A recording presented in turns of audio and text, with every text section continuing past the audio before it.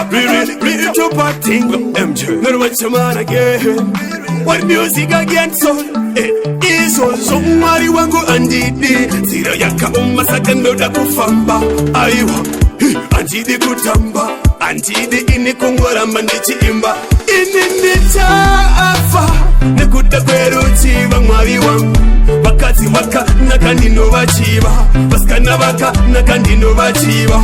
Asimendozi itandi chitoziba. Upenyu waka umakatori kanaba. Asanti nenge nakusicherera kuba.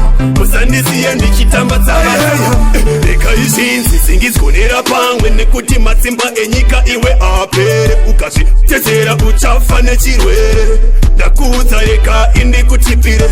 Anatsakwa wapapa unoenda usiku. Simwe zachona sa unombo ambira. Wapo zinu sakawanda zino uraya. Asupenyu wako nenge watoparadza. Ini nitaafa. Nekuta kweru chiva mwari wangu. Bakati waka nakandino bachiba. Baskana baka nakandino bachiba. Asimendozi itandi chitoziba. Upenyu waka umakatori kanaba. Asanti nenge nakusicherera kuba. Musandisi yendi chitamba tsabata. Tenzi wangu tinoda kupona. Andafura maziso noda kutoona. Asimwe zacho zinenge zishikona. Ndati mwari papa ndinoda kuona. Itaindiza dzidze swakashata. Ishe wangu ini ndoda kunamata. Sira yacho iyi yakazara makata. But what's the man again? Ini nitaafa. Nekuta kweru chiva mwari wangu. Bakati waka nakandino bachiba. Baskana baka nakandino bachiba. Asimendozi itandi chitoziba. Upenyu waka umakatori kanaba. Asanti nenge nakusicherera kuba. Musandisi yendi chitamba tsabaya.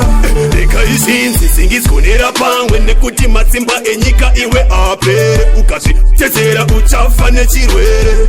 Ndakuza eka indi kutipire. Anatsakwa wapapa unoenda usiku. Simwe zachona sa unombo ambira. Wapo zinu sakawanda zino uraya. Asupenyu wako nenge watoparadza. Ini nitaafa. Nekuta kweru chiva mwari wangu. Bakati waka nakandino bachiba. Baskana baka nakandino bachiba. Asimendozi itandi chitoziba. Upenyu waka umakatori kanaba. Asanti nenge nakusicherera kuba. Musandisi yendi chitamba tsabata. Ini nitaafa. Nekuta kweru chiva mwari wangu. Bakati waka nakandino bachiba. Baskana baka nakandino bachiba. Asimendozi itandi chitoziba. Upenyu waka umakatori kanaba. Asanti nenge nakusicherera kuba. Musandisi yendi chitamba tsabata.